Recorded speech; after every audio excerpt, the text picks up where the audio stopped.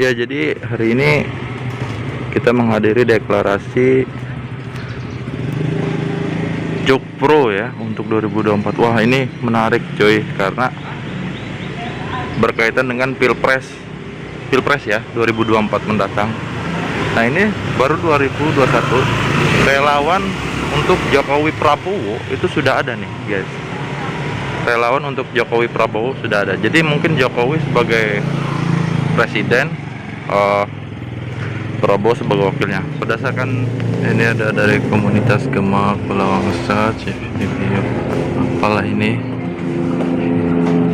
semua mengucapkan selamat atas deklarasi Jokpro 2024 regional Banten. Bahwa pada awalnya Seknas itu tidak ada yang kenal dengan Pak Ribun, dengan Pak Chandra, tidak ada yang kenal dengan Pak Jinio, dengan Pak Iri, Pak Yoga dan lain-lainnya. Tidak ada. Kami tidak ada yang saling kenal. Itu semakin membuktikan bahwa gerakan ini bukan gerakan by design, bukan gerakan yang atas pengkondisian, karena ini murni dari masyarakat. Pak Ribun kotak saya sendiri, Pak Chandra juga kotak saya sendiri, dan akhirnya semuanya bertemu pada satu titik bahwa Pak Jokowi harus lanjut ke periode selanjutnya dan berpasangan dengan Pak Prabowo. Lalu yang kedua, kami sangat senang dan menerima dengan sukacita deklarasi dari teman-teman di 4 kabupaten dan 4 kota di wilayah Banten, di regional Banten. Itu artinya semakin menunjukkan bahwa Sekretariat Nasional Jokowi Prabowo 2024 itu tidak sendirian. Kami sudah ada di Provinsi Daerah Istimewa Yogyakarta, sudah ada di Provinsi Jawa Tengah, sudah ada di Provinsi Kalimantan Barat, sudah ada di Provinsi Kalimantan Selatan, Provinsi Kalimantan Utara, dan sekitarnya. Kami dalam waktu dekat juga akan melaksanakan deklarasi serentak satu wilayah di Pulau Borneo, di Pulau Kalimantan Borneo. Jadi nanti Kalimantan Selatan, Kalimantan Timur, Kalimantan Barat, Kalimantan Utara, dan Kalimantan Tengah akan melaksanakan deklarasi serentak di Pulau Borneo. Dan nanti akan dilanjutkan juga dengan teman-teman dari NTT, dari Indonesia Timur, dari Indonesia Tengah. Artinya Jokpro 2024 bukan gerakan by design, bukan gerakan pengkondisian, dan kita swadaya dari masyarakat. Lalu yang ketiga, kami juga berharap teman-teman di regional Banten betul-betul menjalankan fungsi Jokpro ini dengan baik, sesuai dengan apa yang kita harapkan, yang sesuai dengan profil organisasi juga, bahwa Jokpro 2024 akan terus mengkampanyekan amandemen Undang-Undang Dasar Republik Indonesia 1945 mengenai masa jabatan presiden yang semula 2 periode menjadi 3 periode. Dan kami berharap juga setelah amandemen itu terjadi, Pak Jokowi bisa berpasangan dengan Pak Prabowo di 2024, sehingga hanya ada lawan kota kosong. Kenapa lawan kota kosong? Karena lawan kota kosong itu sangat cukup untuk meredam tensi politik, mengurangi tensi politik, dan tentu yang kedua menekan biaya dan ongkos politik. Itu saja mungkin yang dapat disampaikan dari Seknas. Seknas juga berharap seluruh jaringan dan simpatisan di seluruh Indonesia yang sedang berproses untuk melakukan deklarasi, baik di tingkat chapter maupun tingkat regional, saya berharap bisa dilaksanakan dengan cepat, bisa dilaksanakan dengan baik, meskipun di tengah keterbatasan kita, meskipun di tengah kekurangan kita mencoba maksimal untuk Indonesia Raya. Demikian, saya akan menyerahkan surat keputusan dari Sekretariat Nasional Jokowi Prabowo 2024 kepada Pak Ribun dan Pak Chandra. Oke, deklarasi hari ini adalah sebagai puncak wujud dari kegiatan teman-teman semua kemarin, pekan lalu. Ada kegiatan penyemprotan disinfektan dan juga pembagian nasi kotak. Lalu ditutup dengan deklarasi sebagai wujud bahwa teman-teman di Banten sama-sama kita secara resmi mendukung Jokpro dan bergabung dengan Jokpro. Itu artinya Jokpro 2024 sudah aktif dan sudah bergerak di wilayah Banten. Itu. Sekarang udah aktif ya Pak. Dari tujuannya kan itu untuk amandemen jadi ketiga periode ya Pak. Gimana Pak? Betul.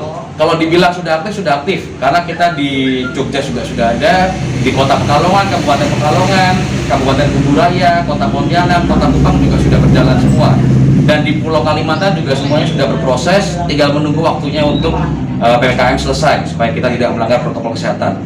Memang amandemen yang kita tuju di awal adalah amandemen Undang-Undang Dasar mengenai masa jabatan presiden.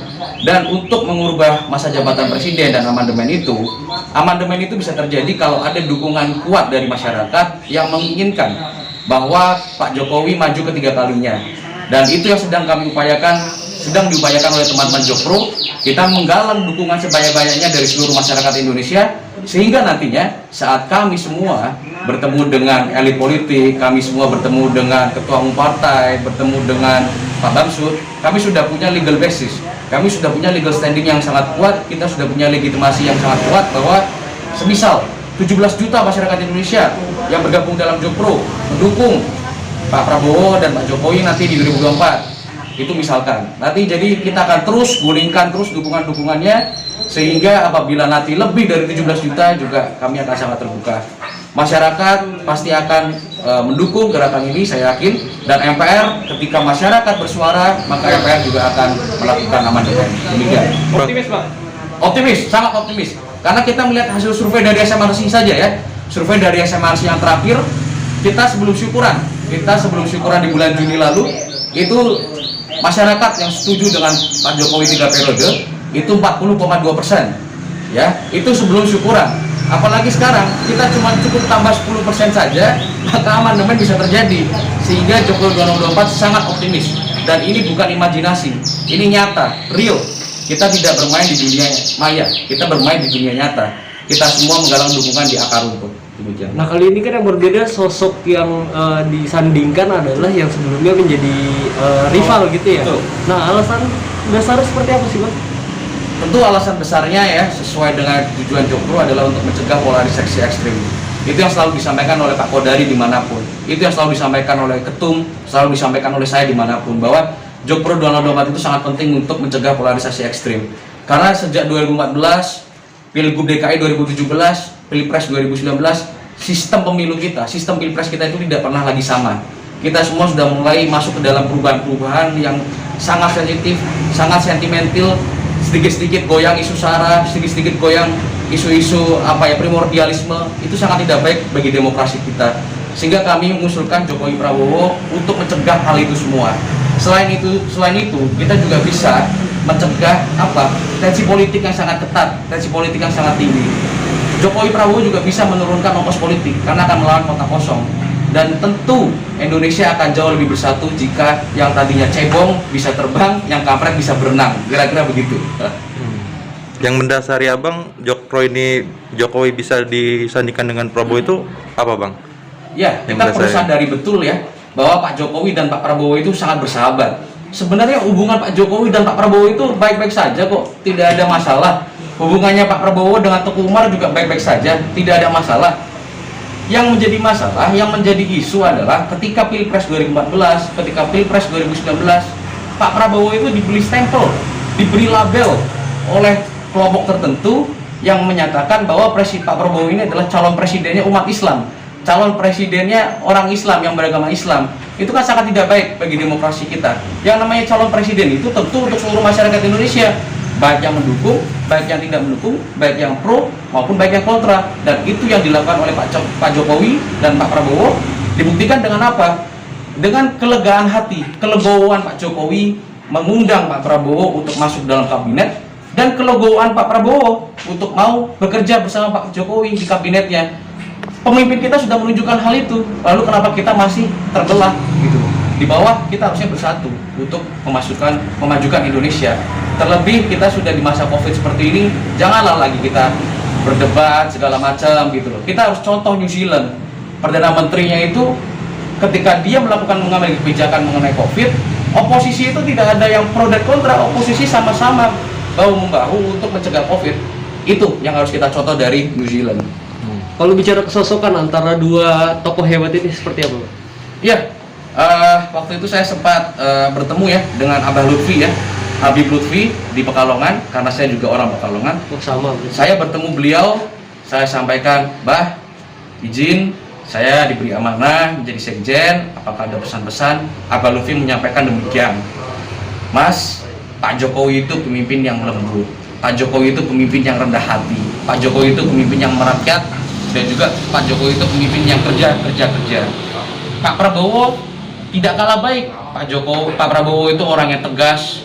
Pak Prabowo itu orang yang sangat teliti karena dengan basic militernya. Pak Prabowo juga orang yang biasa bekerja dengan tekanan gitu. Jadi artinya ketika dua pasangan ini disatukan, itu pemimpin yang paket komplit. Demikian kata Abah Lutfi. Dan saya pun mengamini demikian, dan itu juga yang menjadi motivasi pribadi saya mengapa saya berkenan jadi sekjen Jokpro 2024. Demikian. Bang, dikatakan tadi jika Jokowi dan Prabowo bersatu itu akan mengalahkan menyaingi kota kosong. Nah, yang mendasari itu apa, Bang? Kan banyak tokoh-tokoh lain juga, Bang. Yang beredar sekarang misalkan ada Puan Maharani, Ganjar, kayak gitu, Bang. Iya, saya selalu belajar ya dari para senior-senior di dunia politik bahwa kita sebagai politisi itu harus memahami dunia elit dan dunia grassroots. Kita harus betul-betul memahami dunia elit dan dunia grassroots. Di dunia elit kita harus melihat bahwa komposisi partai politik jika Pak Jokowi maju itu akan sangat solid. Kita sudah hitung bahwa ketika Pak Jokowi maju nanti ke periode ketiga, komposisi suara di DPR itu 80% lebih. Tersisa di luar hanya PKS dan Demokrat dengan suara lebih dari 16%, kurang dari 20%. Artinya tidak cukup, tidak melebihi batas presidential threshold. Artinya tidak ada partai politik lain yang bisa mencalonkan. Dan kenapa saya bisa bilang partai politik ini akan solid di 2024? Pak Surya Paloh pasti akan mendukung Pak Jokowi. Pak Muhaimin Iskandar pasti akan mendukung Pak Jokowi. Begitu juga dengan partai-partai yang lain. Karena Pak Jokowi satu-satunya tokoh yang bisa menyatukan Indonesia untuk saat ini. Harapannya apa, Bang? Harapan tentu dukungan dari masyarakat Indonesia terhadap Jokpro semakin meluas dan semakin bertambah ya. Syukur-syukur ratusan juta masyarakat Indonesia bergabung dalam Jokpro dan menyuarakan gagasan ini. Lalu amandemen terjadi, lalu Pak Jokowi Prabowo di 2004 terjadi gitu loh. Dan kita harus mengapresiasi teman-teman dari NTT, Komite Referendum NTT, menyampaikan gagasannya bahwa Pak Jokowi harus 3 periode. Dan itu pun dipimpin langsung oleh Pak Gubernur, Pak Victor Leskodat yang memimpin Komite Referendum itu. Jadi artinya kami dari Jokpro tidak berjalan sendirian, banyak dukungan dari masyarakat Indonesia, namun kemungkinan mereka masih tidur dan belum tersadar bahwa Jokpro 2024 itu bukan gagasan yang halu, bukan gagasan yang menabrak dan melanggar konstitusi. Karena kalau teman-teman yang lain masuk dari pasal 7 Undang-Undang Dasar, Jokpro masuk dari pasal 37 Undang-Undang Dasar mengenai tata cara perubahan Undang-Undang Dasar. Di situ jelas perubahan Undang-Undang Dasar bukan barang haram, sudah ada aturannya dan itu diperbolehkan. Demikian. Nah, Bang, dari pengalaman, Bang, ketika gagasan ini dilemparkan kepada masyarakat di bawah, seperti apa sih kalau responnya, Bang? Iya, melihat respon masyarakat itu beragam ya. Begitu juga motivasi teman-teman bergabung dalam Jokpro beragam dengan berbagai motivasi pribadinya. Tadi sudah diputarkan video dokumentasi kegiatan yang lalu, ada interview juga, ada testimoni dari pedagang nasi, lalu ada testimoni juga dari pedagang UMKM. Reaksinya sangat beragam, komentarnya beragam. Ada yang menyampaikan kami ikut saja asal Indonesia tetap aman, damai, sejahtera, maju. Ada yang terang-terangan mendukung Jokpro, ada juga yang masih malu-malu kucing, ada juga yang masih belum sadar, belum memahami secara komprehensif Jokpro ini sangat baik. Lebih banyak kebaikannya, lebih banyak manfaatnya daripada mudorotnya. Masih banyak yang belum sadar gitu. Dan reaksinya sangat beragam. Sebagai negara demokrasi kita harus menghargai itu semua. Tapi kami yakin Jokpro 2024 pada ujungnya semesta akan mendukung. Demikian. Waktu syukuran itu Bulan Juni tanggal 19 kalau nggak salah. 2021. Ya, itu syukurannya. Sekarang udah berapa banyak, Bang? Kita sih kebetulan yang sudah resmi berjalan itu ada di Provinsi Jawa Tengah, Provinsi DIY, Provinsi Banten. Untuk kabupaten kotanya masih beragam ya, karena deklarasinya kita bagi per kabupaten kota. Kalau di Jawa Tengah itu ada Kota Pekalongan, Kabupaten Pekalongan. Kalau di Kalimantan Barat itu ada Kota Pontianak, Kabupaten Kuburaya. Kalau di Jogja sudah lengkap itu, Kabupaten Sleman, Kabupaten Bantul, Gunung Kidul, Kulon Progo, sama Kota Jogja sudah lengkap. Di Banten ada 4 kabupaten sama 4 kota lagi, bertambah 8 lagi, 17 kabupaten kota. Di Banten sudah lengkap, Bang? Sudah lengkap. Kabupaten kotanya lengkap? Apa? Seluruh kabupaten kota lengkap? Sudah lengkap di Provinsi Banten. Sudah lengkap semua. Bang, Sudah sedikit, lengkap. Bang. Tadi Abang kan sedikit tadi ingin sebutkan nggak ada cupong nih, Bang, yang mendanai. Emang seperti apa sih, Bang? Iya, saya mungkin sedikit cerita ya. Iya. Dilema-dilema di grup itu sangat banyak. Dilema-dilema di grup WhatsApp. Banyak yang bilang begini, bilang begitu, bilang begini. saya sampaikan, kami di Sekretariat Nasional saja itu musola dari sejak kita syukuran bulan Juni sampai sekarang belum dibangun. Karena kami lagi cari donatur. Itu perkara musola. Lalu kami juga bangun studio buat podcast di Sekretariat Nasional. Kami cari donatur, kami cari donasi. Nanti kegiatan-kegiatan sosial ini teman-teman juga cari sendiri. Nggak ada dana yang teraliri ke mereka. Lalu ada hoax juga yang bilang katanya Jokpro beli Seknas itu harganya 3,7 M. Ya, saya bilang mohon maaf, Anda kalau mau bikin hoax yang masuk akal. Mana ada tanah 600 meter persegi di daerah Mampang Perapatan, daerah strategis di Jakarta Selatan, harganya 3,7 M, 600 meter persegi, dalamnya marmer semua. Masa 3,7 M? Kemarin kita hitung-hitung, itu total bangunan dan juga tanah 23 M. Jauh sekali 23 M dengan 3,7 M. Artinya kalau mau bikin hoax itu masuk akal. Jangan nggak masuk akal. Itu kami dipinjami oleh Pak Kodari. Sebelumnya itu adalah warung burung puyuh goreng, warung geprek punyanya Pak Kodari. Namun karena pandemi kolaps, tutup. Sosok Pak Kodari saja bisa kolaps gara-gara pandemi, tutup. Akhirnya dipinjamkan kepada Jokpro untuk Sekretariat Nasional. Lalu kalau ada yang bilang cukong, kalau ada yang cukong, kita nggak mungkin di sini deklarasinya. Kita deklarasinya udah di restoran, udah di hotel bintang 5. Tapi kenapa kita milih di sini? Kalaupun kita ada cukongnya, live streaming kita nggak mungkin bikin sendiri. Ada kendala-kendala, kita pasti bayar ini dong vendor untuk live streaming. Itu kalau kita ada cukongnya.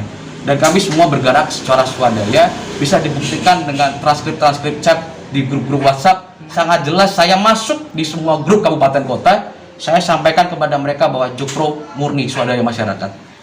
Demikian.